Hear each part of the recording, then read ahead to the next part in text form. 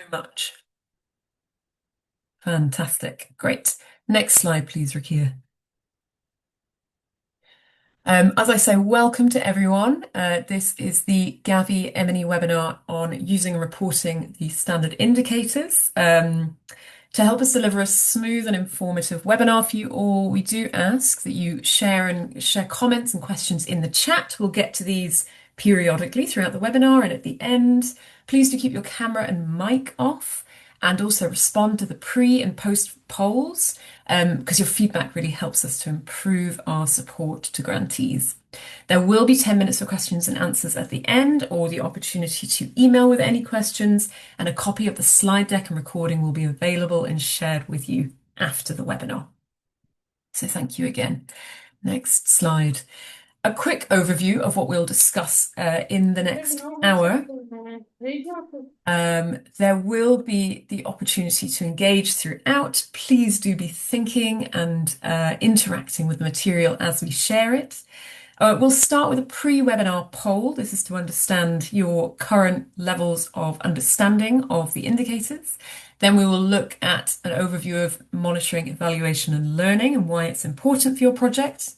We'll move on to the core indicators and the non-core indicators that your project will measure, and also look at the timescales for measuring these indicators.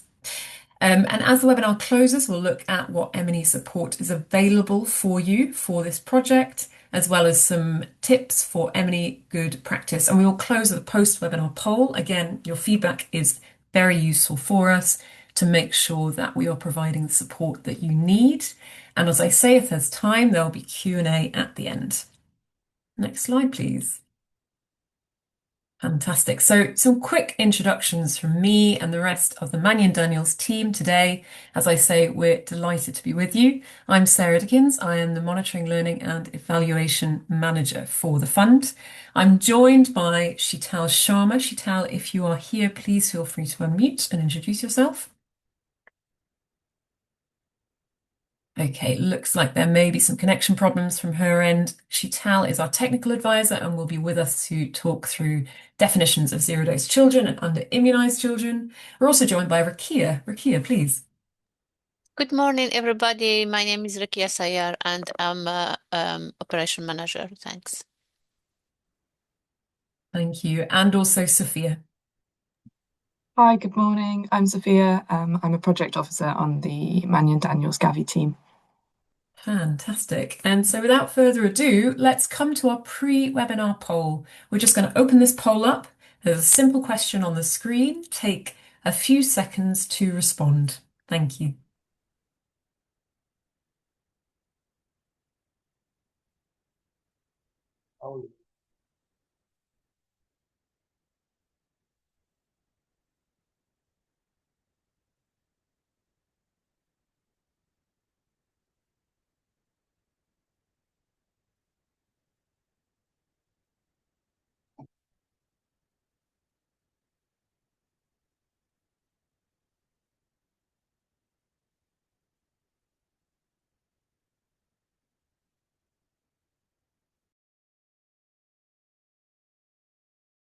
All right, great to see so many of you responding. We have had 24 responses, 25 responses so far. I'm going to give everyone 10 more seconds, please. If you've not responded, do answer the poll. It's just indicative for us to let us know levels of support and knowledge in the room. Thank you.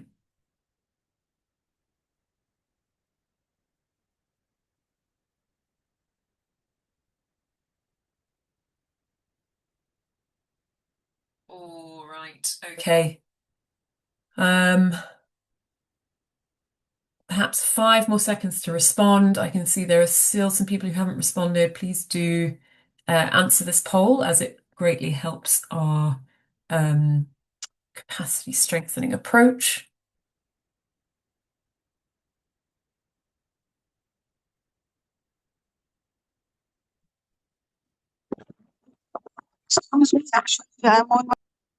Okay, no problem. I think let's end the poll and we'll move on to the start of our content. Fantastic. Okay, Faisal, the poll has ended, but there will be an opportunity to share your opinions and feedback in a subsequent poll. So now we move to monitoring, evaluation, and learning, or MEL. As you know, all Gavi CSO fund mechanism projects must monitor, evaluate, and learn from the evidence that they generate. And these are three different but linked processes. And they are presented in evidence in monthly, quarterly, 6-monthly, and final reports, with more guidance available on the Gavi website. And you should all have received the extended Gavi indicators guidance as a pre-read for this webinar. So why is MEL important? Well, strong MEL supports a number of different things. Decision making, it's your strategic day-to-day management decisions, but also strategic decisions made between yourself, district health officers, EPI, Gavi, and so on and so forth. Strong MEL is also important for accountability. It helps hold us, all stakeholders involved in the project, to account to make sure we are delivering. And finally, it's important for stakeholder engagement. So it can be used to generate innovative and impactful communications products for your communities, for Gavi, for EPI, and so on and so forth. And so really quickly on the right-hand side, you can see an overview of what these three processes are. So monitoring is about tracking progress and performance, and it goes on throughout your project. So you will do it through monthly reports, but of course, just generally through your day-to-day data collection. Evaluation is about assessing how well we met our goals. And this is usually performed at key milestones, such as a 6-monthly report in the middle of your project and at the end for your project completion report, your PCR. And then finally, learning, another very important process, is about reflecting and sharing and building knowledge to answer those wider questions beyond the key performance indicators. And it is conducted again at key milestones throughout the project, quarterly, 6-monthly reflection sessions. So these are three very important interlinked processes. Next slide, please. And who is responsible for MEL? It's a key question. The answer is we all share a responsibility for quality monitoring, evaluation, and learning throughout projects. So here we've got 4 different stakeholder groups and the roles and responsibilities that each hold to MEL. So the fund manager, Manion Daniels, and OPM will support grantees to establish targets and report on indicators at monthly, quarterly, 6-monthly, and endline stages. EPI also has an important role for you in MEL. They are key to agreeing the targets for your projects and validating monthly data, and should also be brought in to discuss project performance at regular intervals. In addition, the strategic advisor will guide you, grantees, in your monthly reporting and validation of the EPI data. And of course, you, the grantees, have a very important role and responsibility towards MEL in your project. It's you that will measure and report on the core and non-core indicators throughout your project. So let's move now to the next slide and look at what your project will measure concretely. We've got 2 different categories of indicator. On the one hand, on the left, you have your core indicators. They need to be measured by every Gavi-funded CSO project in the mechanism. And on the left-hand side, you have right-hand side, you have your non-core indicators. And CSO projects can measure one or more of these, but only if they have need and capacity. They are really optional indicators to enhance the findings from the core indicators. So we will go into these in more detail in future slides, but for your reference, the core indicators include number of zero-dose children identified and referred for vaccination, number of under-immunized children identified and referred for vaccination, the number of zero-dose children vaccinated with DTP1 or Penta1, the number of under-immunized children vaccinated with DTP3 or Penta3, the number of vaccine doses administered by antigen, the number of service delivery sessions conducted or supported, and the number of campaigns, be those routine immunization or catch-up, vaccine introductions such as HPV and malaria, and outbreak responses that your project has supported, as well as an indicator on the percentage of the sub-district unit reached, which will include the number of health districts and communities reached. For your non-core indicators, you will be looking at social and behavioural change, the number of individuals who show an increased awareness of immunisation, individuals with that positive change in attitude or behaviour, community health workers who have strengthened capacity, or the number of community health workers engaged, or indeed any number of self-defined indicators that will be relevant for your project, such as indicators that measure the particular outputs or outcomes from your activities.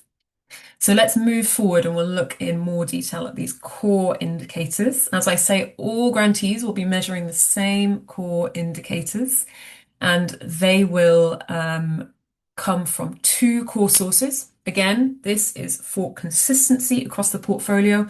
It allows us to measure the impact of your projects, of course, as individual grantees, but also the impact at the country level and ultimately the impact of the fund mechanism.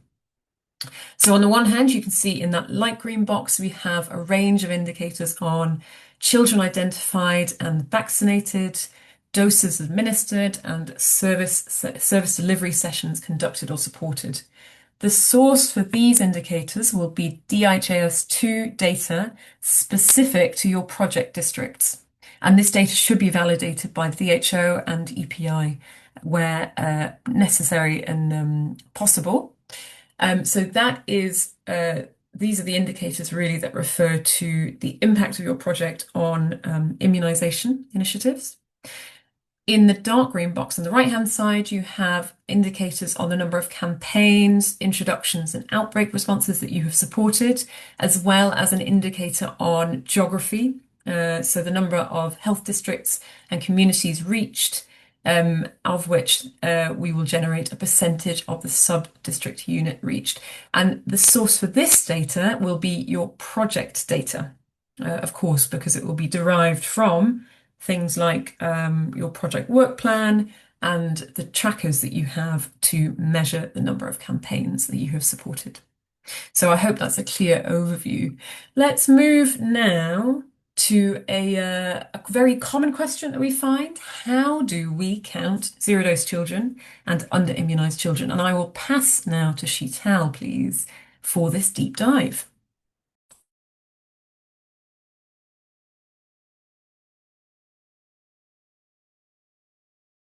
Sheetal, can you hear us?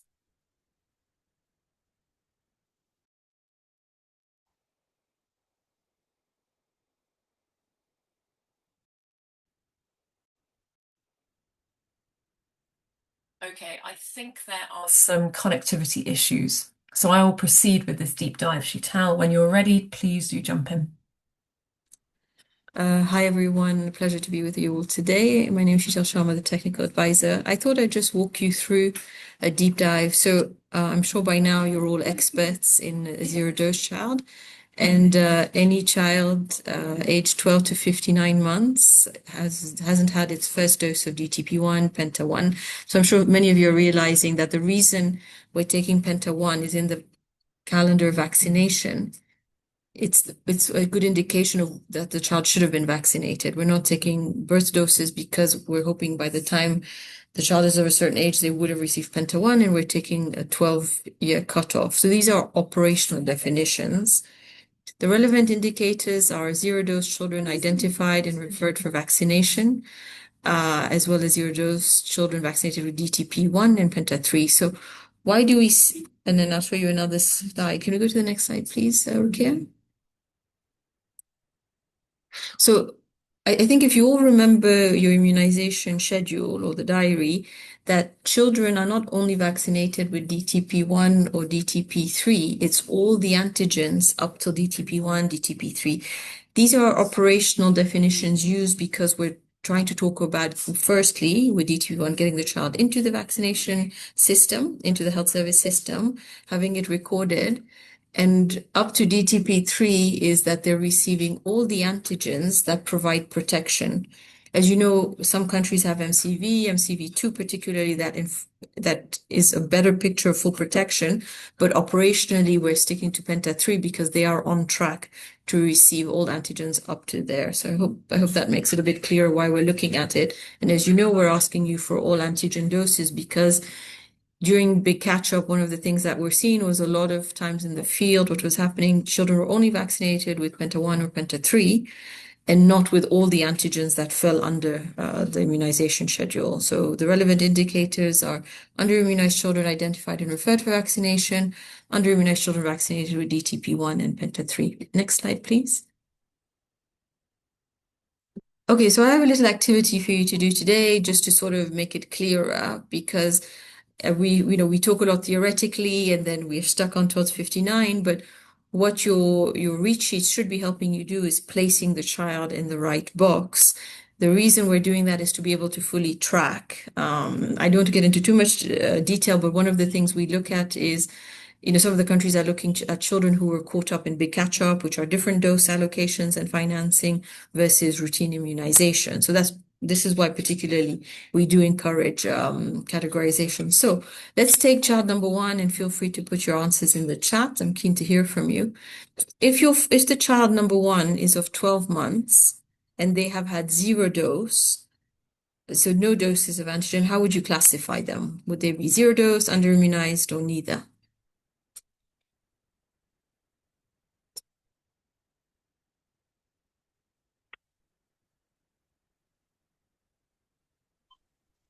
You can Hello. write in the chat if that's easier.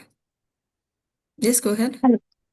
Okay, ma'am. Can you please uh, correct me? You said that if a child is 12 months old and didn't get any vaccination,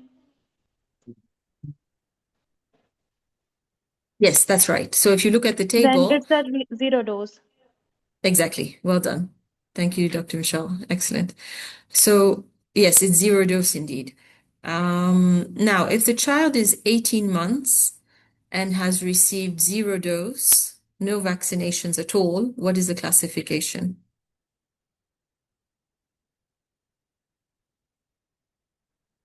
Yes, I see Dr. Ahmed, I see Zahid, Safir. Yes, exactly. So the child is also 0 dose. Go ahead. Yes, ma'am. Here I have a question. Just want to clear about. Here we are Sure. assuming that BCG is transmitted or not. Sorry, can you repeat the question? I said that are we assuming that these kids we are saying that they are the zero dose, the BCG is the vaccine which they get on the birth. So So, mhm. yes, they have vaccinated with that, or if a child haven't get BCG or DTP1 or DTP2, or even not vaccinated with BCG, then it will be also a zero dose, na? Exactly. So this is the problem we run into a lot because some people take the 0 to mean 0 for Penta 1 or 0 for DTP1. So it means that by 12 months, at the 12 months, they have received no vaccination, no BCG, no Penta, none of the vaccines in the schedule that should have been for measles, for diphtheria, none of them have been given. So you put a 0, and then you refer to that child as 0 dose. This is where Okay. I'm precising Thank that the you. DTP1 is an operational definition that they should have at least had some of the vaccines up to DTP1. Because Dr. Michal, when you're giving, as you know, when now with all the children you're all supporting, you're seeing that when you're taking them to the vaccinator, they're referred, it's not just one antigen they're giving them. They're giving them all the antigens that they should have had at that first contact, right? The first contact Yes. the child is Yes. having, they're getting multiple antigens, and DTP is one of them. That's why we're using DTP1 as an operational definition. I hope that helps. Okay, ma'am. Yes, I got it. But in some areas, as we are working in this community, there are some childs that just get the BCG. They don't get the DTP1 or DTP2 because DTP1, DTP2 are injected after some time. No? So that child, also a zero dose or not? No. So here, this is where it gets interesting. What is happening is at point of contact. So the vaccinator now is saying, okay, you have brought a zero dose child. So we're going to first vaccinate for BCG and then follow the schedule. But they're no longer zero dose because they have received a dose of antigen, right? This is Yes. where it gets into the operational definition is you want to get the child into the system up to DTP1. So, Okay.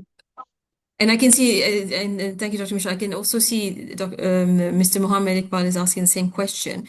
Even if 12 months child is vaccinated for BCG but not Penta 1, it will be considered zero dose. Actually, that child is considered under immunized, right? Because what the distinction between zero dose is zero, no antigens at all until 12 months. Once you get them on track and DTP1 is used as the marker, you're trying to get them up to the full schedule. If they have received some of the vaccines that are due by the time they get Penta 1, they are considered under immunized. So if you look at child 3 and 4, for example, 30 months, they have received all the vaccines up to DTP1, all the vaccines up to DTP2, yet they've fallen out of the system. To get them with all the vaccines up to DTP3, you would classify that child under immunized, so they're tracked because you can prove on a vaccination card that that schedule is not completed. So the same for child number 4 at 59 months. Sorry, not the same, but for child number 4 at 59 months, the child has all the antigens, all the vaccines from BCG up to DTP3, and it's therefore a fully immunized child. In some countries you will see that it will be MCV2 where they consider fully immunized. But I think because a lot of the programs are only following children up for 1 year or a year and a half, they're saying that on an operational level, DTP3 is a good marker of a protected child. So I hope that makes it easier. I know it's very, it's very semantic in English, but I see in the chat a lot of them are saying, as long as you've gotten one vaccine, but you didn't complete the schedule of the country, that's under immunized. Zero is zero. I think Mr. Rajesh has put it well. It means nothing has been administered. No polio has been administered and no vaccine has been administered. Child number 5 is a child that is in the routine system. So at 9 months, he's already received DTP1, DTP2. Because he's under 12 months, he's not classified under 12 months. Yes, Rajesh. So some countries will count fully immunized for MR1. So that's why we're encouraging you to all report on all the antigens, because then when we're presenting on your behalf to advocate to EPI, the districts, and Gavi, is to say, okay, these many children made it up to DTP1. These many children made it up to DTP3. These many children made it up to MR1. And these many children made it beyond that. So I hope that sort of helps. But please keep putting the questions in the chat and happy to answer them as we go ahead. Next slide, please. So I think this is what I'm spending time on. I know sometimes, the requests are a lot and the forms are a lot, but what we're trying to do is demonstrate impact. I think a lot of advocacy was done to have members who are closest to the community ensure they get access to the services. So the CSOs were the best conduit for that because they're closest to the communities, they have access, they're living or they're working in remote regions, and they're trusted by the community.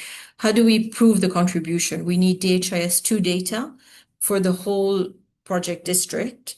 And that's why we say we prefer the targets to be EPI led, because then you are reporting against DHIS2 data as the project progresses. This helps us measure the contribution of the grantee for direct service delivery, indirect support for service delivery, cold chain, logistical support, demand generation, community engagement, group activities, and also health system and immunization strengthening where you work with health workers. So the reason we're sort of classifying it a bit more is the expectation is not that you vaccinate directly, because that is the role of the district health team or the union councils in Pakistan. is that you are supporting with per diems, you're supporting with transport, you're supporting with cold chain logistics, vaccine supplies. So I know you're doing a lot around the periphery. In some cases, you are paying a salary to the vaccinator if there is no government access there, or you're supporting with per diems, or you're supporting with training for new vaccine introduction. So I know across the portfolio, between 5 to 10% are directly vaccinating as CSOs because that region, that area, that context requires it. But the majority of you are supporting the immunization system. You're supporting communities get to the immunization system is identified and referred.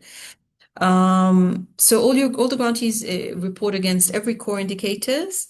As I've said, those who don't directly administer vaccines or vaccinate children, one of the things we want to work with yourselves and the strategic advisors, you are not covering the whole project district. You're not covering the whole district, I should say, not project district. You're not covering the whole district. You got your targets, or some of the targets were set for the district, and now your performance is being measured against the district. What is one of the things we realize is you cannot be judged for the performance of the district. You can only be judged based on the area of the district you cover. So let's say you cover 30% of a union council, you can only be measured against 30%. So we're going to try and work with yourselves, the grant managers and the strategic advisors to start extracting that qualitatively of what is the true area you've supported. Because although we're working with you in many countries, we're not covering the whole of Ethiopia or the whole of Pakistan. So we're trying to also say that CSOs are contributing, but in the areas that they're responsible for.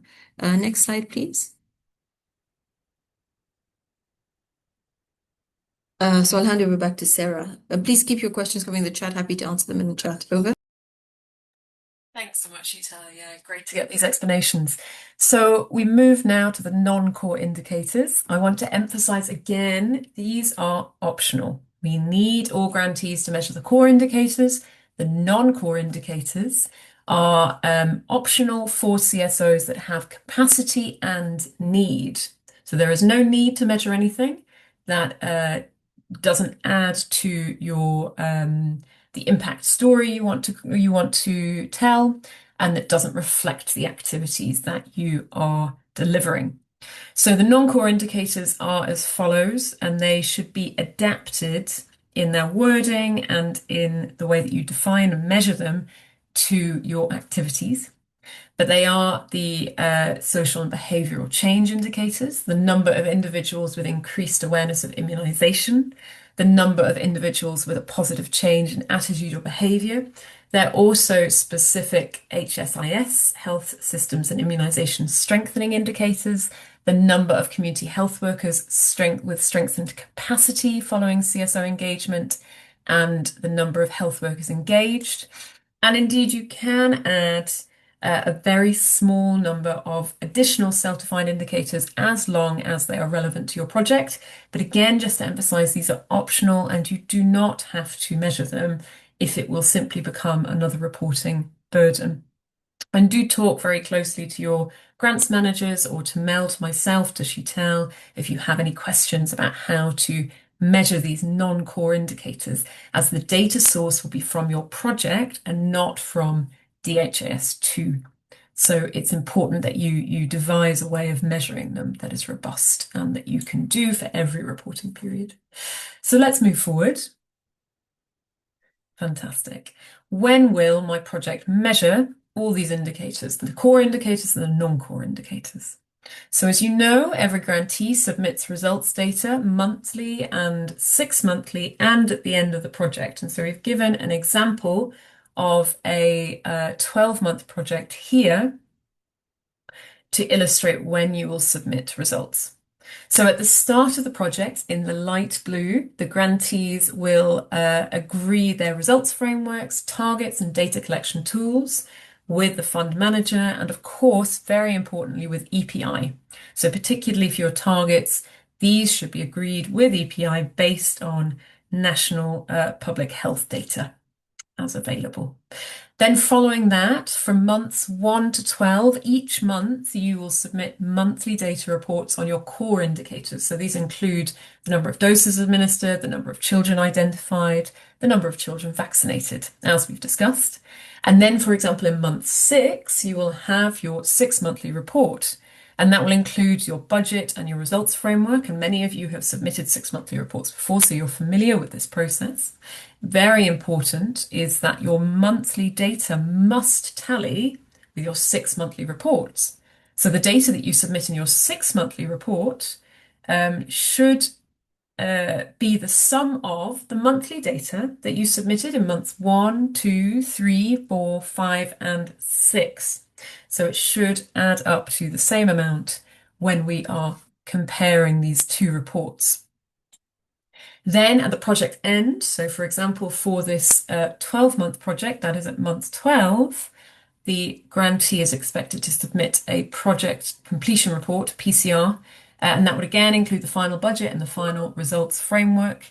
And again, please do make sure that this data tallies with the monthly data. So your project end report, month 12, should show the sum of all of your data submitted from month 1 to month 12.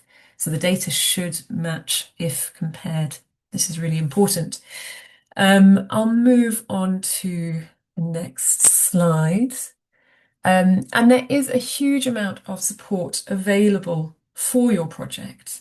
And we're really trying, we understand these projects work in a range of contexts, and that a lot of these indicators are engaging with lots of different types of data sources. So it's not always easy. So we're providing a range of M&E support that is tailored to your context. This includes the M&E indicator guidance. This is available on the website. It provides full and detailed definitions of every single indicator, the core indicators and the non-core indicators, as well as data sources, how to use them, when to use them, and so on and so forth. We also have a range of standard templates available to all of the grantees, and these include the results framework, so you will know. They also include the monthly reporting form, which we will share just in a minute. I will go through it with you and talk about how to complete this form. And there are also a range of different trackers. These are optional, you do not have to use them, but they are available if they help. And these will help you count the number of districts, as well as the types, the subtypes of district, and they can automate that monitoring process for you, as well as the number of communities and the types of communities and those which are newly reached, and the number of community health actors, campaigns, and finally, individuals showing social and behavioural change. So you could use those for your non-core indicators if you're measuring. So do feel free to ask your grants manager for these trackers if you feel they would be useful. In addition, as you know, your grants manager is a really important source of M&E support for your project. They are here to support with your results framework, with your target setting, and of course with your quarterly, 6-monthly and final reporting. And they can also signpost you to further resources, or arrange, for example, a more in-depth discussion with the MEL function if you have any additional questions. And then finally, we are arranging M&E clinics, which are spaces that will be available every month. It'll be an hour call. It'll be shared by the Gavi CSO inbox. So do look out for that invite following this webinar. This is totally optional. You do not have to attend every clinic by any means. But if you do have a question in the course of the month, you can, of course, come with that. Come prepared perhaps for a quick conversation, 10 minutes to clarify things. Do, of course, review the M&E indicator guidance and any guidance provided by your grants manager already, but bring questions and concerns that you feel are not addressed in the guidance or the templates, and we will do our best to support you. So as I say, there's a range of M&E support. Please do make use of it. Next slide, please. Fantastic. Now we are going to run through the monthly reporting form, one of our templates that is available to support your reporting, and we will look at some of the features of it. This is a form that you should hopefully all be pretty familiar with. It's in Excel. It is a very simple single tab. You can see at the bottom there, we have one tab for English and one tab for French. It will be most relevant for you to use the English. And at the top, you can also see that there is a short and simple introduction with some instructions.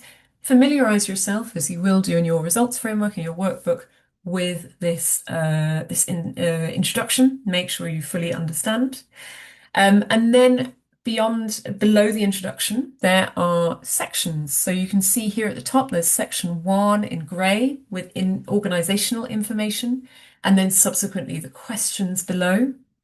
Then there is section 2, which are it's about the geographical areas receiving services and outreach. And then you have your kind of sub-questions below.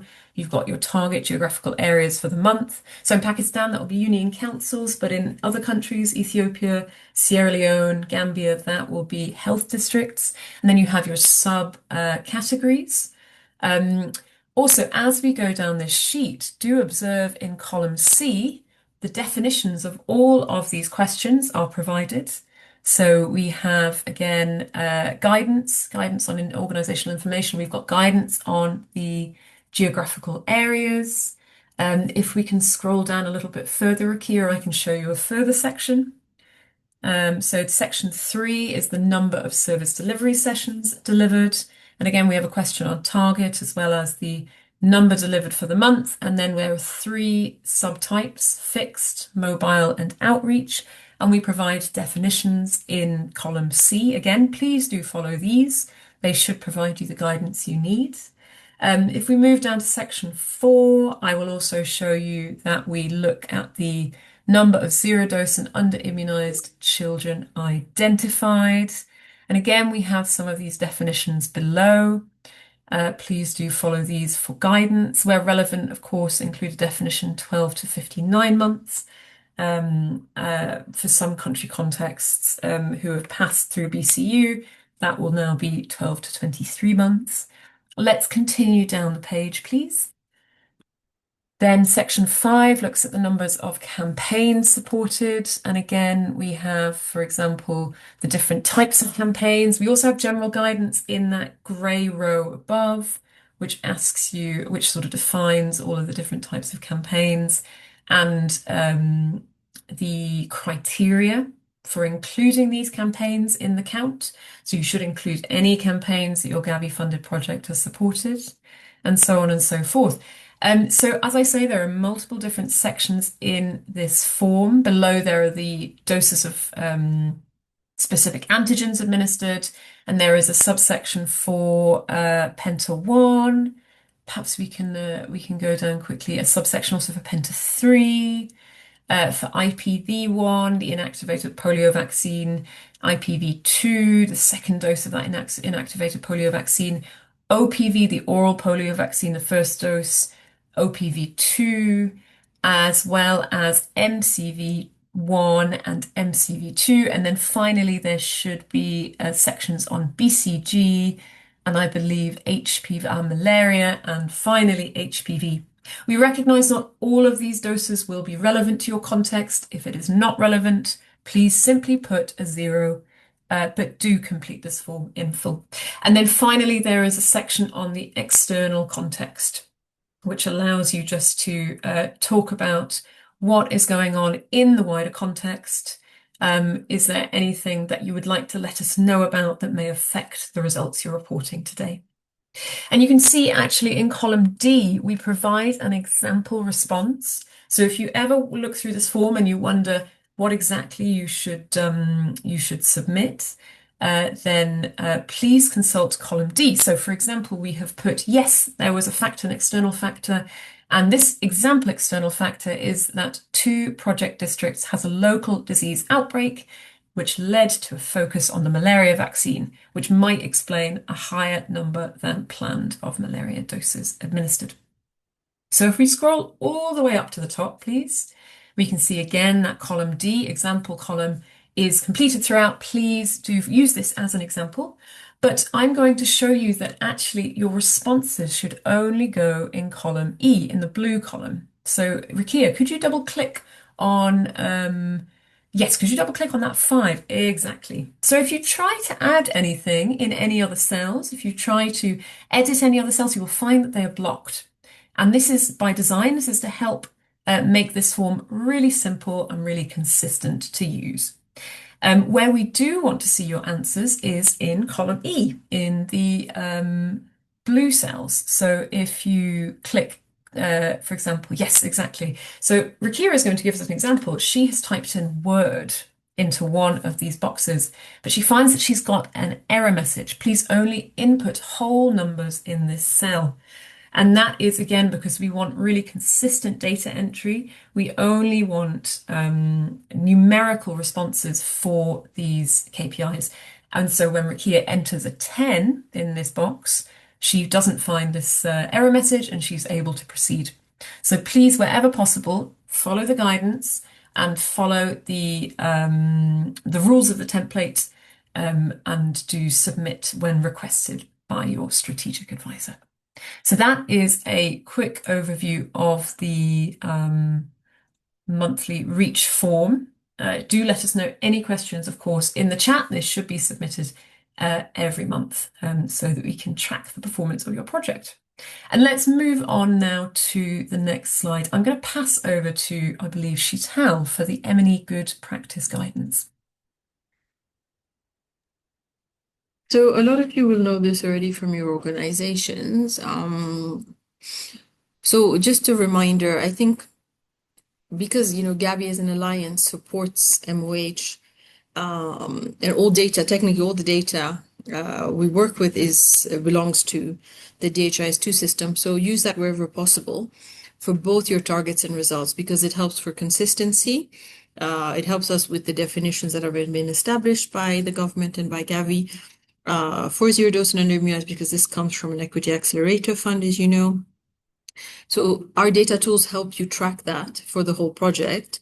So please stick to this. I know sometimes, and it happens with the realities of the field, we create our own forms or we amend the forms into another format.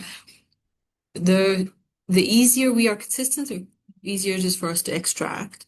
And the ideas behind is that we keep helping you use these tools correctly and consistently, so it's easier for us to avoid coming back to you. I think the majority of your time is best spent in the field and on activities than purely on reporting. So use them consistently, so that helps us ensure quality.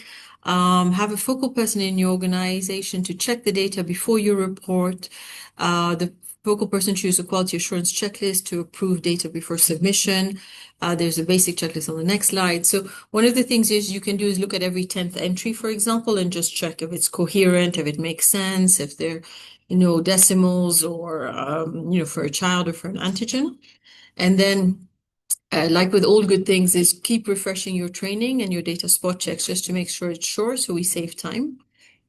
For reporting, so keep a clear record of your results for each month, because sometimes, there are delays in us obtaining DHIS2 data, which is completely understandable. So clear record of your results for each month helps us support you and help us better track progress for the next steps within your grant.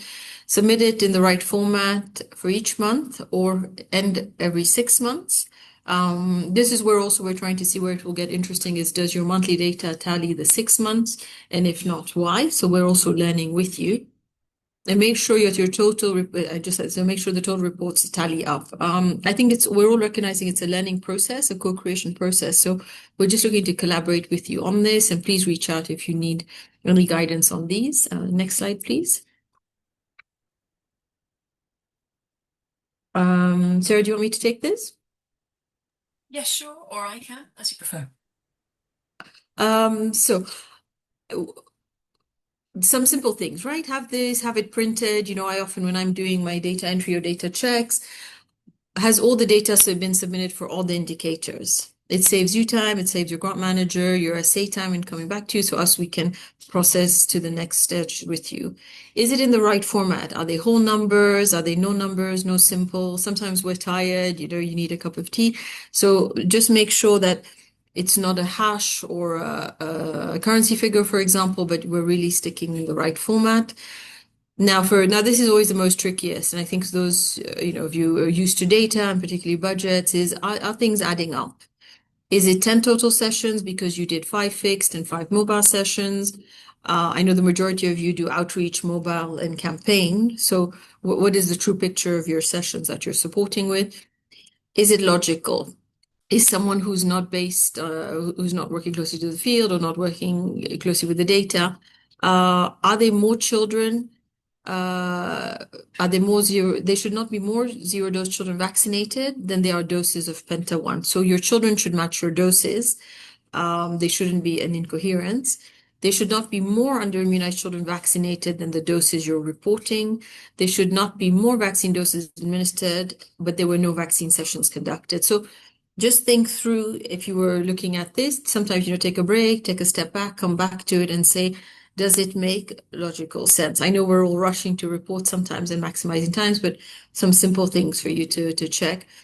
If we're seeing high highs or low lows, why is this? If we're seeing 100,000 children when we actually meant 10,000, if we see 1.2 children when we actually meant 12 children, why is this? If there are too few children, whereas the doses of vaccines you're reporting are in the tens of thousands, why is this?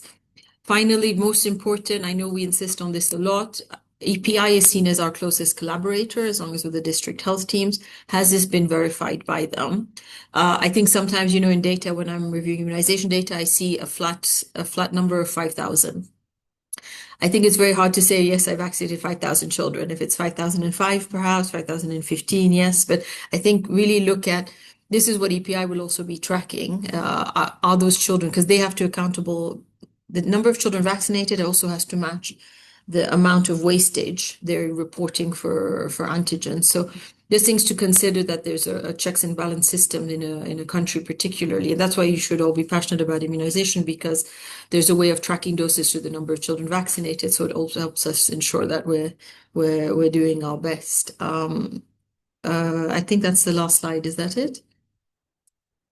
Okay, Yes, we just thank have you. our post-webinar poll. Thank you so much, Sheetal. Again, we're just going to bring up a post-webinar poll. We're coming to the end now of the webinar. We will have 10 minutes for questions afterwards.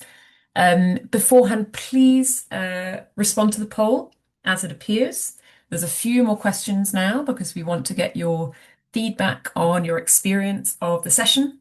And also any feedback on what you might do differently, or what you would like to know next time. This would be really useful for us. Thank you.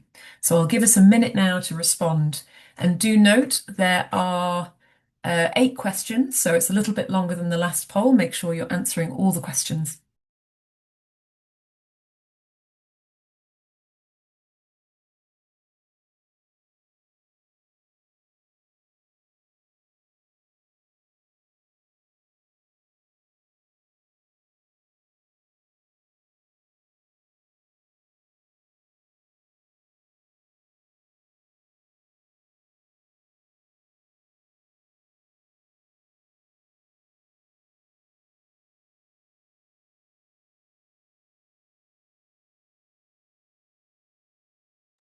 I can see people have started to answer the first question. I would encourage you, please, to move also on to the next questions. Your feedback is really appreciated so that we can improve future sessions.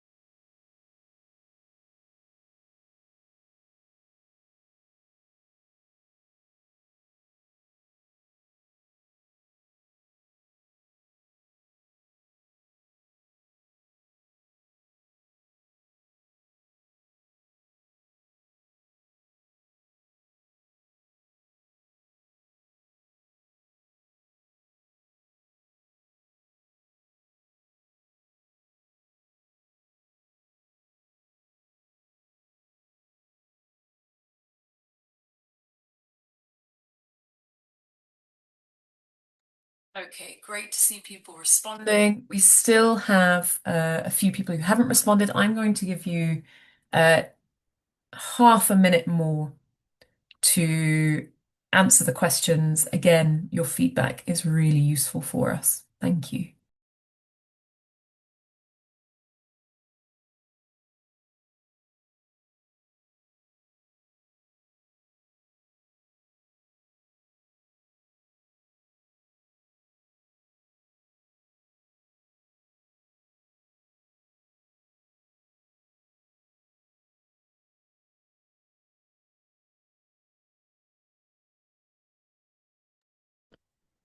I see there is a question in the chat from Rajesh. Just one request that there shouldn't be antigen limitations like zero dose or antigen, or any antigen should not be more than penta 1. It should be based age-wise. Otherwise, so this is a good question. Like MR1 can be greater than penta 1. That's true. So, I think the reason, so this is why I keep calling them operational definitions, because each country, when this definition was set, this definition was particularly set for the big catch-up. It was to get to the children who had never received vaccination under the age of 5. Why under the age of 5? Because the majority of vaccines are effective under the age of 5. Some of them post the age of 5 are not as effective unless they are the booster shots. So the cutoff is up to 59 months.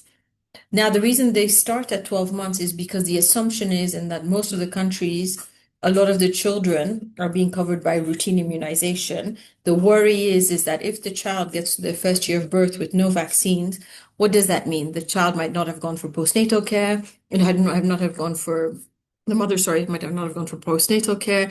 There might not have been vaccination services available. She might have had the child at home. So there's a lot of women and children who are outside of the system who have been brought in. So that was one. The second one is with COVID, at least 2 or 3 years in some countries, vaccination services were not available, or people were afraid to go to them, or because of lockdown were not leaving their houses. So the reason the big catch-up was launched was to address the children who had never received vaccination historically in some areas. Secondly, to catch up, that's to get those children who had been missed because of the pandemic back into the immunization system and reduce outbreak. And if you look at any of those global figures, those numbers are fast going down. And the hot areas are in countries like Pakistan, Nigeria, all the countries across the center of Africa, so from the Sahel to East Africa. That's why there's such this Equity Accelerator Fund focuses so strongly on that. Now, based on that, because every country is different, they are using DTP1 as a marker to say that you have vaccinated that child, at least with vaccines that fall under DTP1, to give them protection. That's what the most important in this. It's not the particular antigen, it's not the particular definition, is how are you proving that you got the child into the vaccination system? We're using DTP1 as a marker. How are you proving the child is protected? It's up to DTP3. So, but across immunization, everyone is conscious that there are different definitions. That's why Sarah and her team are using different markers, asking you from your country to input what vaccines. As you know, Pakistan and Afghanistan focus very heavily on polio eradication. So this is why we're using these. So feel free to be as within your sheets for us to collect that data, to be as clear with those. Over. So much, Sheetal. Great to have that. Yeah, we can see there's a few comments and questions in the chat, as well as some thanks. Let's move to the final slide. We've got just 5 minutes left for Q&A. Thank you again for your engagement throughout. I think it's been a really useful session. I can see a few questions in the chat. For example, what tools are used for behavior tracking, e.g. pre or post surveys? I can answer that briefly, and then Sheetal, if you want to supplement. Yes, we would usually expect grantees to use pre and post activity surveys or assessments in the case of capacity strengthening activities. So, for example, if you are speaking to a group of mothers or fathers that are all part of a set community, they're part of a set association, then it is appropriate to run a very short survey questionnaire with them to assess the levels of understanding in that group before you do a sensitization workshop. After the sensitization workshop, you can then run the same survey, and let's be very clear that it should be the same short survey with the same group of people, and you can compare the after results, the post results to the pre-results, to have an indication of how effective that session was. So that would be one approach of using behavior, of tracking behavior change. Sheetal, is there anything you'd like to add on that? That's great. So I think what we're trying to demonstrate, the reason of doing pre-post, the idea behind it is to prove with time and your activities, you've seen an increase in coverage. So that's the reason behind doing them. So the reason you can do it at a certain period within the midway. For example, if it helps you prove that there is a change in time, what we're trying then to do is with the percentage you cover, is to also get that qualitatively. What tools are used? I think the most common one used now lately is BESD from the WHO. And I think those surveys are available. I think we can share that with you. And they're online, they're fillable and also adaptable for your context. Yes, that's true. IPV and Penta3. That's why we're asking for disaggregation by antigen.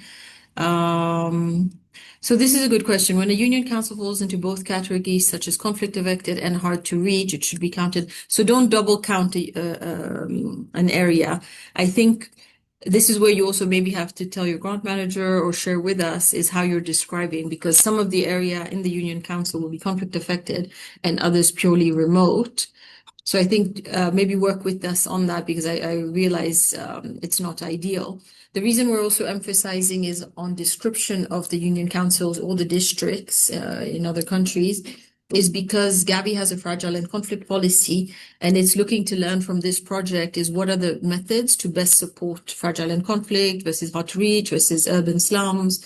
So each of these, as you can appreciate, has a different operational manual and also has a different finance implication as well as purely on humanitarian access. So I think that's a good question, but just find a way to sort of detail it, choose one and then provide details to us. That would be really appreciated. Kindly clarify whether a child who has received the MR vaccine after 1 year is considered fully immunized. So, Dr. Ahmed, that depends again on the country definition. So if you find in the country you operate in that MR1 is being considered as fully immunized, for me personally, a child up to MCV2 is fully immunized. So up to the measles rubella vaccine, the measles vaccine 2, that is a child who's fully vaccinated. But I'm looking purely at this from Birth to Protection as an immunization specialist. But from an operational definition, this is why we turn to you and at EPI to clarify that for us. We are counting measles 1 children as fully immunized children. Let me know. We can count Penta 3 vaccinated as fully immunized for the future. Yes. So right now you can count fully vaccinated as Penta 3. And you can specify these because I'm seeing, particularly in the case of Pakistan, this is where it gets specific on MR1 and MR2. Yes, so MR2 is a booster one in your context, but just give that to us as a specification, then that helps us also in our collation of the data. So we're sticking at DTP3 for the purposes of this, and then all of this rich qualitative information you're giving, we're looking to extract as a learning piece across the fund for this project. Thank you. I really hope that helps. A pleasure being with you all today. Thank you so much, Sheetal. Yeah, really helpful. Great to have you all with us. It's been a great session. Do look out for the recording and the slides, and the full indicator guidance is on the Gavi website. And we'll speak again soon. Thank you so much again. Goodbye.